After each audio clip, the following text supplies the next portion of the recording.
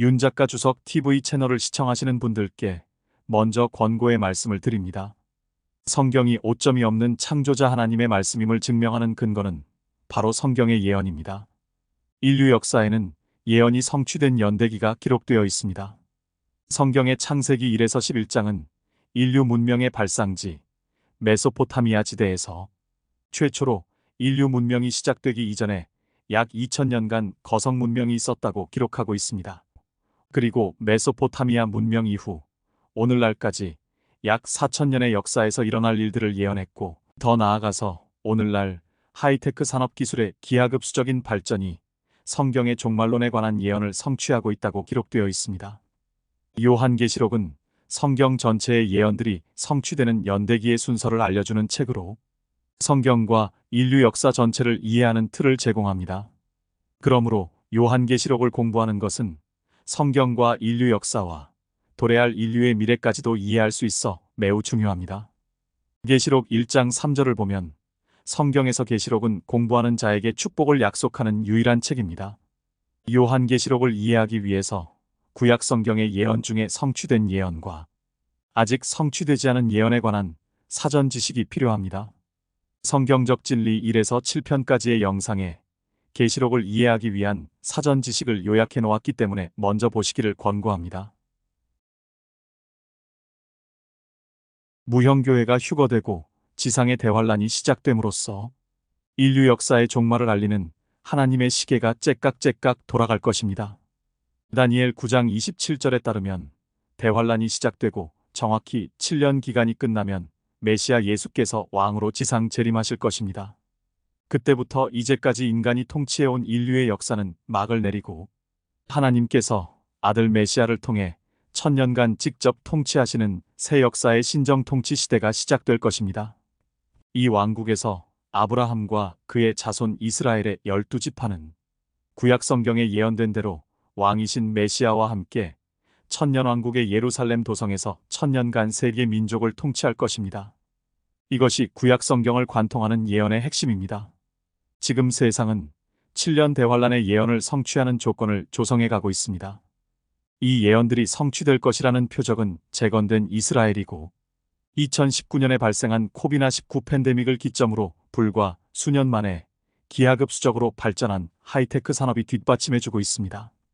하이테크 산업은 7년 대환란을 시작하는 이스라엘과 7년 평화조약을 체결할 적그리스도가 통합된 세계정부를 통치하기 위해 등장하는 조건을 조성해 가고 있습니다. 이 조건이 충족되면 러시아 동맹군이 이스라엘을 침공하는 곡과 마곡 전쟁, 적그리스도가 통치하는 세계 단일 정부 등에 관한 성경의 예언이 성취될 것입니다. 나중에 설명하겠지만 조건 중에 하나를 말하자면 세계 민족이 지구의 대홍수를 일으킨 노아 시대와 바벨탑을 쌓은 수메르 시대처럼 한 민족이 되어 하나의 언어를 사용하는 것입니다. 하지만 오늘날 세계 민족이 한 민족으로 통합되어 한 언어를 지정하고 학습해서 서로 소통하는 것은 사실상 불가능합니다. 이 문제는 아직 초기 단계이지만 인공지능의 신경망을 활용해 스스로 학습해서 원어민과 같은 언어를 구사할 수 있는 통역기가 완성되면 해결할 수 있을 것입니다. 우리는 지금 이 모든 성경의 예언들이 성취되는 것을 목도할 수 있는 시대를 살고 있습니다. 그 시기와 때는 알 수 없지만 인간이 만들어낸 인공지능이 스스로 학습하면서 완성해가는 속도를 볼 때 임박해 있음을 알 수 있습니다. 종말이 임박한 지금은 구원받을 때입니다. 구원받은 사람은 영원한 생명과 축복을 누리고 거부하는 사람은 영원한 재앙과 지옥이 임할 것입니다. 선택권은 각 개개인에게 있으며 하나님도 예수님도 누구도 강요하지 않습니다. 오직 예수 그리스도만이 구세주이심을 받아들이고 성경의 말씀에 더하거나 빼거나 영적으로나 은유적으로나 해석하지 않고 기록된 문자 그대로 믿으며 최종 권위로 삼는 것입니다. 모든 역사적 기록이 그렇게 증언하고 있습니다. 7년 대환란 8장 대환란 서론. 종말론의 두 번째 주요 부문은 일반적으로 대환란으로 불리는 7년 기간에 관한 것입니다. 어떤 사람들은 이 기간을 단순히 대환란이라고 부르며 7년 기간의 후반부인 마지막 3년 반 동안에만 대환란이라는 용어를 적용하기도 합니다. 그러나 이 연구에서는 대환란이라는 용어를 후반부뿐만 아니라 7년간의 전체 기간에 사용할 것입니다. 이 소개의 장에서는 대환란의 이름과 목적, 그리고 성경의 여러 부분에 나오는 대환란에 대한 일반적인 설명의 세 가지 측면을 논의할 것입니다. A. 이름들. 구약 성경에서 대환란의 가장 일반적인 명칭은 여호와의 날 또는 주의 날로 여러 구절에서 찾아볼 수 있습니다. 이 연구의 어느 시점에서 모든 참조가 다뤄질 것입니다. 베드로후서 3장 10절에 근거하여 주의 날을 천년왕국과 환난 기간을 포함하는 용어로 사용하는 사람들도 있습니다. 그러나 2장의 뒷부분에서 설명하겠지만 이 구절은 환난 이후의 사건을 포함하지 않고 환난에만 적용되는 것으로 보는 것이 가장 좋습니다. 여호와의 날 또는 주의 날이라는 용어가 성경의 모든 구절에서 발견되는 것은 항상 예외 없이 환난기에 대한 언급입니다. 이것은 구약 성경에서 이 시기를 가리키는 가장 일반적인 명칭이며 신약 성경의 여러 구절에서도 찾아볼 수 있습니다. 그날이라는 표현은 부정적으로도 긍정적으로도 사용되기 때문에 천년왕국에도 적용되는 경우가 많지만 여호와의 날 또는 주의 날이라는 표현은 항상 부정적으로 사용되며 천년왕국을 포함하지 않습니다. 그러나 구약 성경에는 이 기간에 대한 다른 여러 가지 이름이나 명칭이 있습니다. 1901년 미국 표준판의 번역에 따라 다음과 같은 명칭이 있습니다. 야곱의 고난의 때 예레미야 30장 7절, 다니엘의 7번째 주 7째 다니엘 9장 27절, 여호와의 기이한 일 이사야 28장 21절, 여호와의 기이한 행위 이사야 28장 21절, 이스라엘의 재앙의 날 신명기 32장 35절, 오바댜 12에서 14절, 환난 신명기 4장 30절, 진노 이사야 26장 20절, 다니엘 11장 36절, 넘쳐나는 재앙 이사야 28장 15절, 18절, 복수의 날 이사야 34장 8절, 35장 4절, 61장 2절, 보복의 날 이사야 34장 8절, 고통의 때 다니엘 12장 1절, 스파냐 1장 15절, 진노의 날 스파냐 1장 15절, 고난의 날 스파냐 1장 15절, 황폐의 날 스파냐 1장 15절, 황량의 날 스파냐 1장 15절, 어둠의 날 스파냐 1장 15절, 아모스 5장 18절, 20절, 요엘 2장 2절, 침침함의 날 스파냐 1장 15절, 요엘 2장 2절, 구름의 날 스파냐 1장 15절, 요엘 2장 2절, 짙은 어둠의 날 스파냐 1장 15절, 요엘 2장 2절, 나팔의 날 스파냐 1장 16절, 경보의 날 스파냐 1장 16절. 신약 성경의 이름과 명칭은 다음과 같습니다. 주의 날 데살로니가전서 5장 2절, 하나님의 진노 요한계시록 15장 1절, 7절, 14장 10절, 19절, 16장 1절, 시험의 때 요한계시록 3장 10절, 하나님의 어린 양의 진노의 큰 날 요한계시록 6장 16에서 17절, 다가올 진노 데살로니가전서 1장 10절, 진노 데살로니가전서 5장 9절, 요한계시록 11장 18절, 대환란 마태복음 24장 21절, 요한계시록 2장 22절, 7장 14절, 환난 마태복음 24장 29절, 심판의 시간 요한계시록 14장 7절. B. 환난의 목적. 대환란에는 세 가지 주요 목적이 있습니다. 2. 악과 악한 자들을 끝내기 위해. 이 목적 중 첫 번째는 악과 악한 자들을 끝내는 것입니다. 이 목적을 표현하는 두 가지 핵심 구절이 있습니다.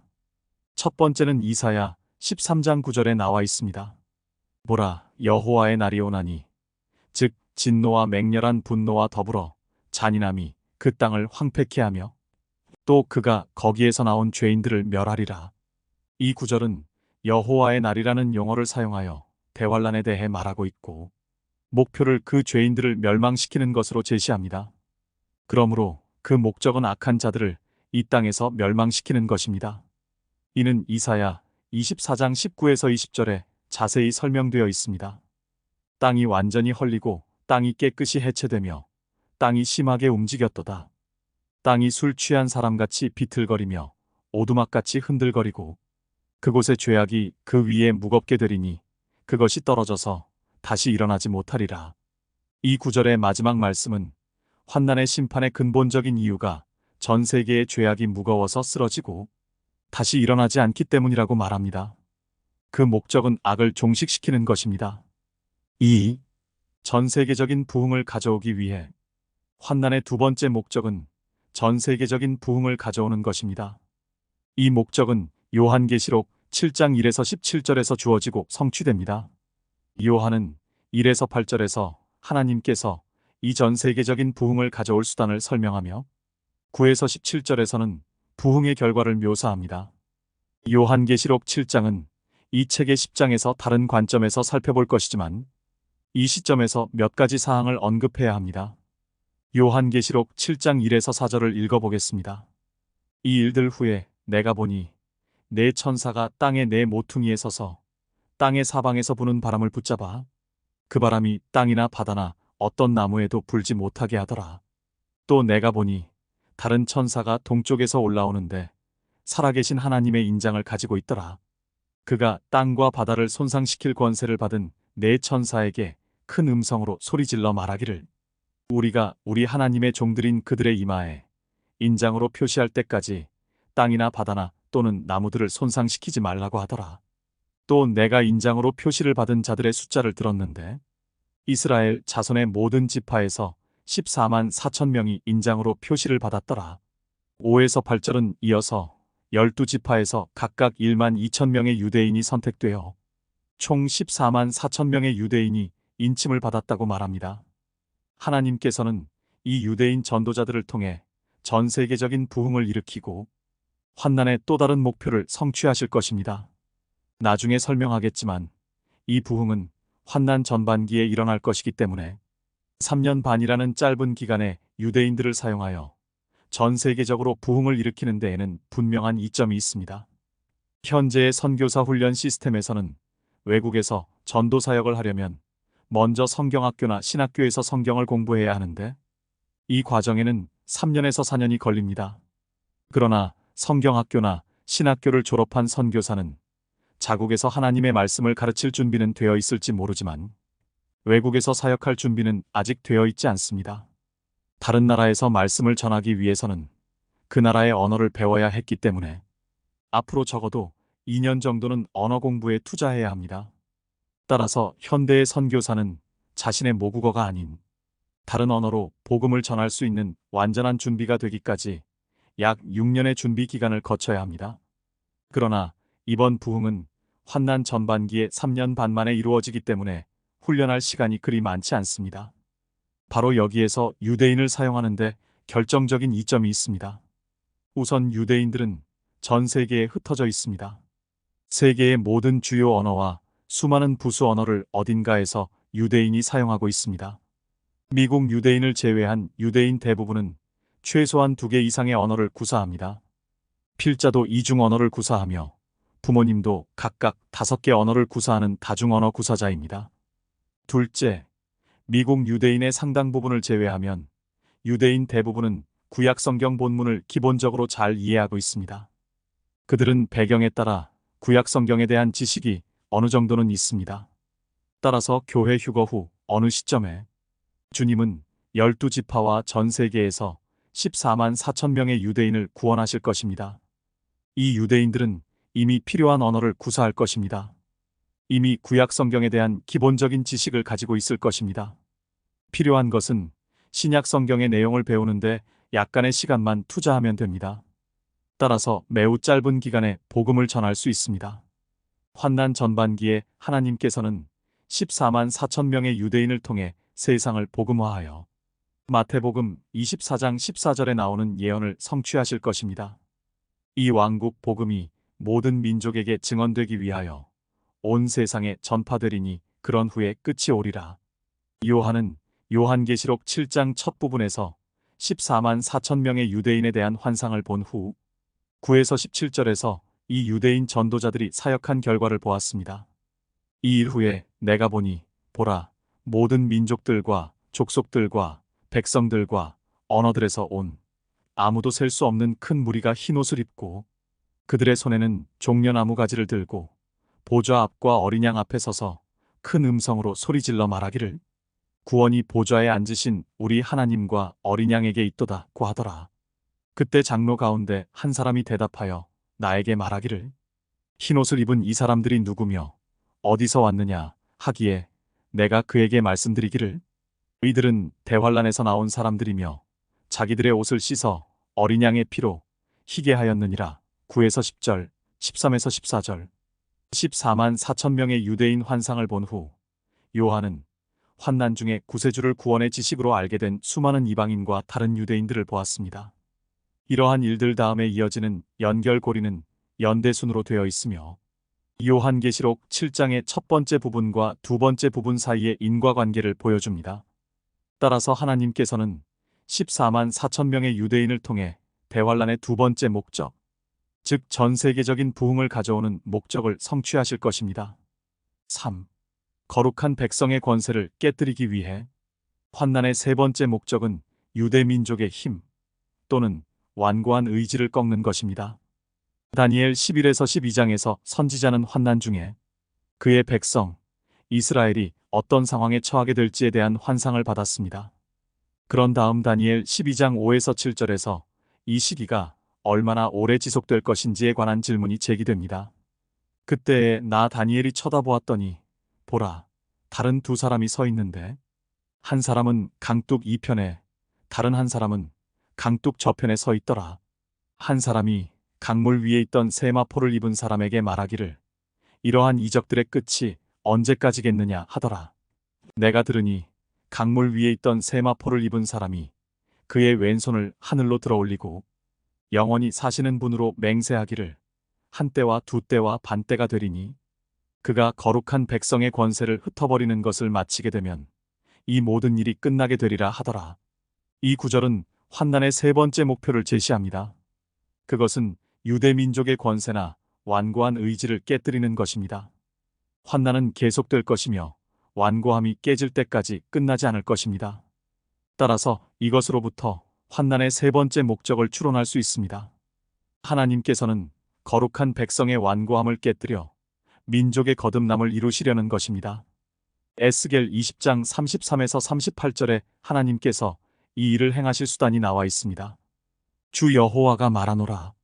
내가 살아있는 한 능한 손과 편팔과 진노를 부음으로써 내가 너희를 반드시 다스릴 것이요.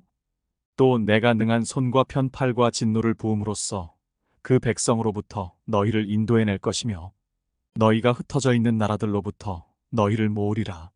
내가 너희를 백성의 광야로 데려오리니 내가 거기서 너희와 더불어 변론하리라. 내가 이집트 땅의 광야에서 너희 조상들과 더불어 변론한 것 같이 내가 너희와 더불어 변론하리라. 주 여호와가 말하노라. 또 내가 너희를 막대기 아래로 지나가게 할 것이요. 내가 너희를 언약의 속박으로 데려와서 너희 가운데서 나를 거역한 자들과 나를 거슬러 범죄한 자들을 제거하리라. 내가 그들이 기거하던 나라에서 인도하여 낼 것이나 그들은 이스라엘의 땅에 들어가지 못하리라. 너희는 내가 여호와인 줄 알리라. 이 구절에서 에스겔은 앞서 4장 환란전 사건의 순서에서 살펴본 이집트 탈출 사건과 비유합니다. 여기서 주목해야 할 중요한 점은 하나님께서 전 세계의 유대인들을 모으신 후에 그들과 함께 심판의 기간, 환난을 시작하신다는 것입니다. 유대인들 가운데 반역자들은 이 심판으로 인하여 제거될 것입니다. 그래야만 완전히 새로운 민족, 거듭난 민족이 메시아 왕 아래 약속의 땅으로 들어갈 수 있습니다. 일반적인 설명. 구약 성경에는 대환란의 성격과 시기를 설명하는 수많은 구절이 있으며 이 연구의 범위에서 모두 다룰 수는 없습니다. 그러나 대환란에 관한 이 입문 자료에서 고려해야 할 핵심 구절들이 있습니다. 2. 이사야의 작은 묵시록. 환난과 관련된 중요한 구절은 이사야 24장 1절에서 27장 13절입니다. 이 구절은 요한계시록과 매우 유사해서 이사야의 작은 묵시록이라고 불립니다.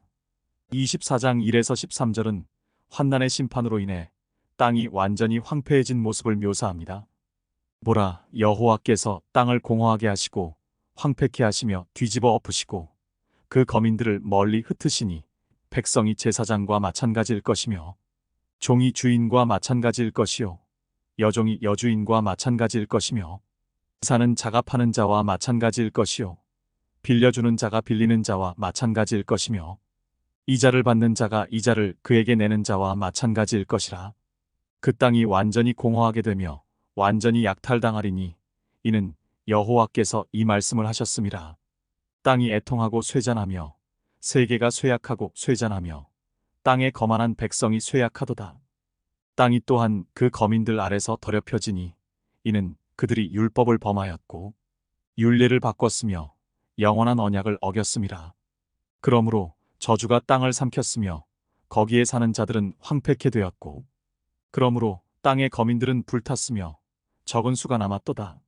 새 포도주가 애통하고 포도나무가 쇠약하며 모든 즐거운 마음이 탄식하는도다. 북의 환희가 그치고 즐거워하는 자들의 소리가 끝나며 하프의 기쁨이 그치도다. 그들이 노래하면서 포도주를 마시지 아니하리니 독주는 그것을 마시는 자들에게 쓰게 되리라. 지옥의 성읍은 열리고 모든 집은 닫혔으니 들어가는 자가 아무도 없도다. 거리들에서는 포도주를 달라는 부르짖음이 있으며 모든 기쁨이 어두워졌으니 땅의 환희가 사라졌도다. 성읍에는 황폐함이 남아있고 성문은 멸망으로 부러졌도다. 그때 땅의 한가운데서는 백성 중에 그러한 일이 있게 되리니 마치 올리브 나무가 흔들림 같을 것이요 포도 수확이 끝난 뒤 포도를 줍는 것과 같으리라. 19에서 20절에서 땅은 죄로 인해 내린 환난의 심판으로 인해 비틀거리는 것으로 묘사됩니다. 땅이 완전히 헐리고 땅이 깨끗이 해체되며 땅이 심하게 움직였도다. 땅이 술 취한 사람같이 비틀거리며 오두막같이 흔들거리고 그곳의 죄악이 그 위에 무겁게 되리니 그것이 떨어져서 다시 일어나지 못하리라. 그러나 이사야 26장 8에서 10절에 따르면 심판은 하나님의 의에 대한 필연적인 결과이며 당시 의로운 자들은 이를 인정합니다. 여호와여, 정령 여호와의 심판의 길에서 우리가 여호와를 기다렸사오니 우리 혼의 사모함이 여호와의 이름에 있고 여호와를 기억함에 있나이다. 내 혼으로 내가 밤에 여호와를 사모하였으며 정령 내 안에 있는 내 영으로 내가 일찍 여호와를 찾으리니 이는 그때에 여호와의 공의가 땅에 있으며 세상이 거민들이 의를 배울 것이라. 악인으로 은총을 보게 하소서. 그래도 그가 의를 배우지 아니하리니 그가 정직한 땅에서 공의롭지 않게 행하며 여호와의 위엄을 보지 아니하리라. 이사야 26장 20에서 21절은 모든 불의에 대한 심판이 부어질 때 의로운 자들은 특별히 하나님의 보호를 받는다고 말합니다. 내 백성아, 오라. 내 방들에 들어가서 내 문들을 닫고 그 분노가 지나갈 때까지 잠깐 동안만 숨으라. 보라, 이는 여호와가 땅의 거민들을 그들의 죄악으로 인해 벌하시려고 그의 처소에서 나오심이니 땅도 피를 드러내고 그 살해당한 자들을 더 이상 가리지 않을 것임이라. 실제로 이사야서의 이 부분은 요한계시록에서 말하는 많은 내용을 채우고 명확히 하는 배경이 됩니다. 2. 여호와의 날 9절. 여호와의 날이라는 용어는 구약 성경에서 환난을 가리키는 가장 일반적인 용어입니다. 이는 이스라엘과 적그리스도의 7년 언약의 체결로 시작하여 정확히 7년 후 메시아의 재림으로 끝나는 기간입니다.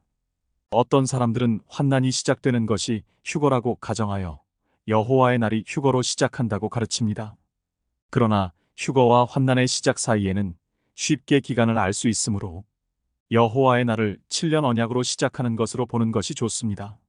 어떤 사람들은 여호와의 날의 기간을 천년 왕국과 그 후를 포함하도록 연장하고자 하지만 모든 구절에서 이 용어를 연구해보면 환난의 경우를 제외하고는 어떤 문맥에서도 이 용어가 사용되지 않았음을 알 수 있습니다.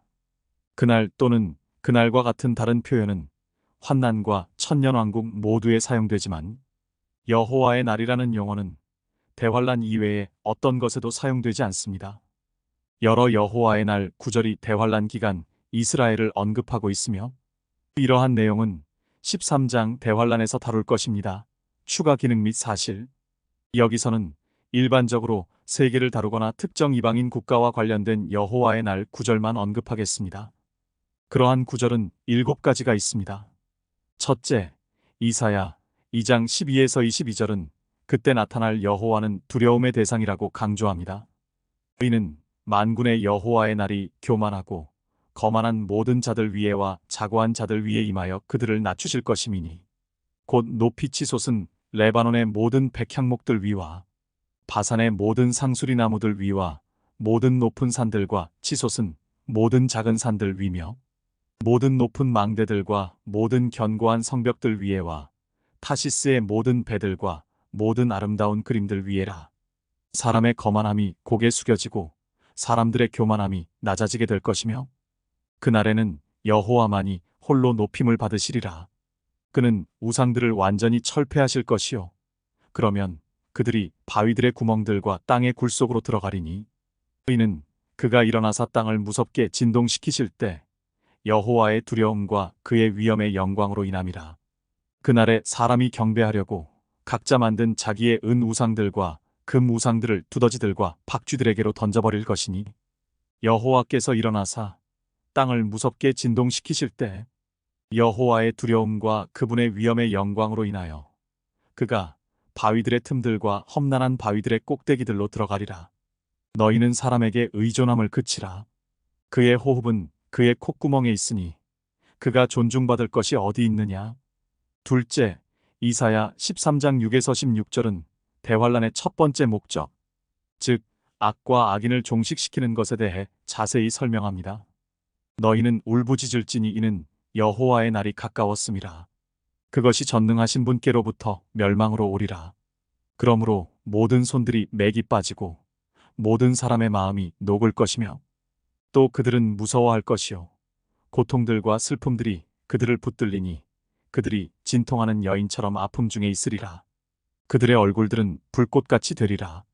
보라, 여호와의 날이 오나니 즉 진노와 맹렬한 분노와 더불어 잔인함이 그 땅을 황폐케 하며 또 그가 거기에서 나온 죄인들을 멸하리라.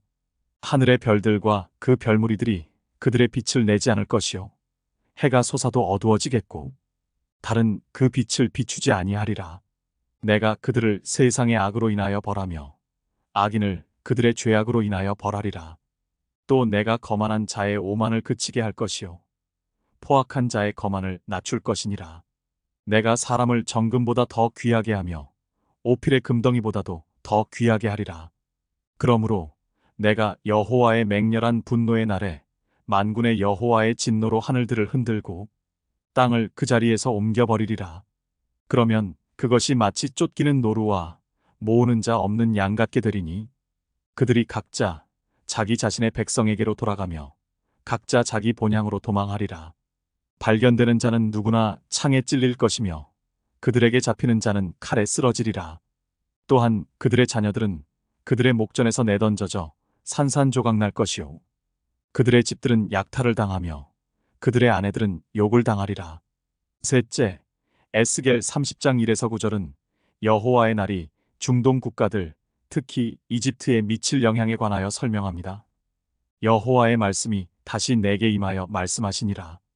인자야, 예언하여 말하라. 여호와 하나님이 이같이 말하노라. 너희는 울부짖기를 그날에 화가 있도다 하라. 이는 그날이 가까웠으니 즉 여호와의 날이 가까웠으며 구름 낀 날이라. 그날은 이방의 때가 되리라. 이집트에 칼이 임할 것이며 살해당한 자가 이집트에서 쓰러질 때 에티오피아에는 큰 고통이 있으리라. 그들은 이집트의 무리들을 데려가고 그녀의 기초는 무너지게 되리라. 에티오피아와 리비아와 리디아와 모든 혼혈 백성과 쿱과 또 그 땅에 동맹한 사람들이 그들과 더불어 칼에 쓰러질 것이라. 주 여호와가 이같이 말하노라. 이집트를 지지하는 자들도 쓰러질 것이요 그녀의 권세의 교만이 낮아질 것이라. 시에네의 망루로부터 그들이 그 안에서 칼에 의하여 쓰러질 것이라. 여호와 하나님이 말하노라. 그들은 황폐한 나라들 가운데서 황폐하게 될 것이요 그녀의 성읍들은 삭막하게 된 성읍들 가운데 있게 되리라. 내가 이집트에 불을 놓고 그녀의 모든 협력자들이 멸망하게 될 때에 그들은 내가 여호와인 줄 알리라. 그날에 사자들이 내게서 배로 가서 근심 없는 에티오피아인들을 떨게 하리라. 이집트의 날에 있었던 것 같이 큰 고통이 그들에게 임하리니 보라, 그것이 오리로다. 넷째, 요엘 1장 15에서 20절은 여호와의 날이 땅의 작물에 어떤 영향을 미칠지 강조합니다. 슬프도다. 그날이여, 이는 여호와의 날이 가까웠으며 전능하신 분으로부터 오는 멸망처럼 그날이 올 것임이라. 음식이 우리의 목전에서 끊어진 것이 아니냐. 정령, 기쁨과 즐거움이 우리 하나님의 전으로부터 끊어지지 않았느냐. 씨가 그들의 흙덩이 아래서 썩었고 창고가 황량해졌으며 곳간이 부서졌으니 이는 곡식이 시들었기 때문이라. 짐승들이 어찌 신음하는지 소떼가 어찌할 바를 모르니 이는 그들에게 초장이 없음이라. 정령, 양 떼도 황폐케 되었도다. 오 여호와여, 내가 여호와께 부르짖으리니 이는 불이 광야의 초장들을 삼켰고 화염이 들의 모든 나무를 태웠음이니이다. 들의 짐승들도 또한 여호와께 부르짖으오니 이는 강물들이 말랐고 불이 광야의 초장들을 삼켰음이니이다. 다섯째, 오바댜 10에서 20절은 오늘날 요르단 남부에 있는 에돔 땅에 대한 영향을 묘사합니다. 내 형제 야곱을 대적한 네 폭력으로 인하여 수치가 너를 덮으리니 내가 영원히 끊어지리라. 내가 저쪽 편에 섰던 날 곧 타국인들이 그의 군대를 사로잡아가고 외국인들이 그의 성문으로 들어가서 예루살렘을 놓고 제비를 뽑았던 그날에 너도 그들 중에 하나 같았느니라. 그러나 너는 내 형제의 날 곧 그가 타국인이 되던 날에 방관하지 말았어야 했고 너는 유다 자손이 멸망하던 날에 그들을 기뻐하지 말았어야 했으며 고난의 날에 너는 오만하게 말하지도 말았어야 했느니라.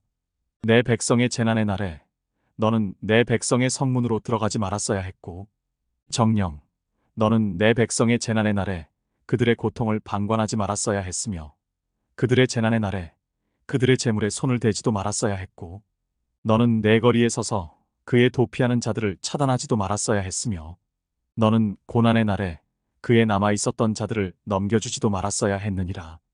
여호와의 날이 모든 이방 위에 가까우니 내가 행했던 대로 내게 행해지리라. 내 보응이 내 자신의 머리로 돌아가리라.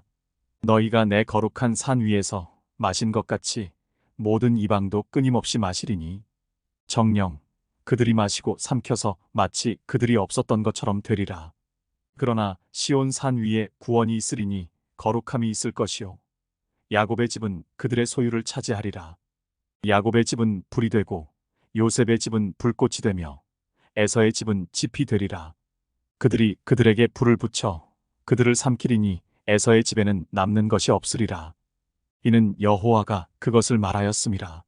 남쪽 사람들이 에서의 산을 평지의 사람들이 필리스티아인들을 차지할 것이며 또 그들이 에프라임의 들과 사마리아의 들을 차지할 것이요 베냐민은 길르앗을 차지하리라. 이스라엘 자손 중에서 사로잡혀간 이 군대는 카나안인들의 소유를 사르밧까지 차지할 것이며 예루살렘에 사로잡힌 자, 곧 스파랏에 있는 자는 남쪽 성읍들을 차지하리라. 여호와의 날은 이스라엘을 특별히 학대했기 때문에 에돔에게 특히 무겁게 다가올 것입니다. 다른 나라들도 똑같이 죄가 있지만 에돔은 이스라엘과의 혈연 관계로 인해 특별한 수치심을 가지고 있습니다. 여섯째, 스파냐 1장 14에서 18절은 여호와의 날을 어둠과 고통의 시간으로 묘사하며 환난의 첫 번째 목적에 대해서도 언급하고 있습니다. 여호와의 큰 날이 가깝도다.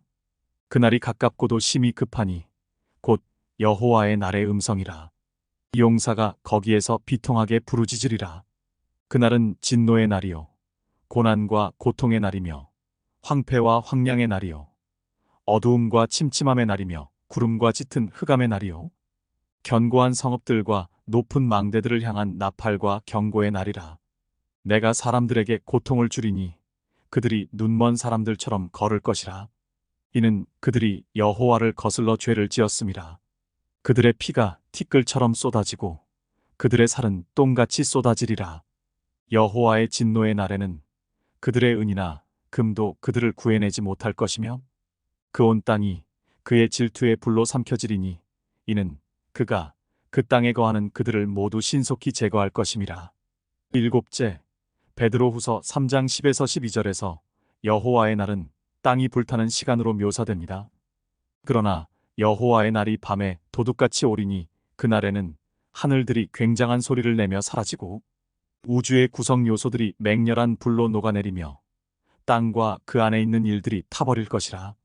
그때 이 모든 것이 녹아버리리니 너희가 거룩한 행실과 경건에 있어 어떠한 사람들이 되어야 하겠느냐? 하나님의 날이 오기를 고대하고 열망하라. 그때는 하늘들이 불에 타서 녹아버리고 우주의 구성 요소들도 맹렬한 불에 녹아내릴 것이라. 땅이 불에 타는 과정은 제10장 환난 전반부의 사건과 제12장 환난 후반부의 사건에서 다루게 될 봉인심판과 나팔심판과 대접심판에 포함된 불심판을 통해 이루어집니다. 요약하면 성경은 대환란을 어둠, 고통, 고뇌, 혼란, 혼돈, 죽음, 특히 불로 인한 대규모 파괴의 시기로 일반적으로 묘사하고 있습니다. 성경이 창조주 하나님의 말씀임을 증명해 주는 것은 바로 예언입니다. 구독과 알림을 설정해 놓으시면 매주 일요일 오후 7시에 올리는 요한계시록 주석을 보실 수 있습니다. 요한계시록은 구약 성경의 모세오경과 예언서들, 그리고 신약 성경에 흩어져 있는 모든 예언 중에 이미 성취된 예언들과 오늘날 현재 성취되고 있는 예언들과 성취가 임박한 예언들을 구별하는 틀을 제공합니다.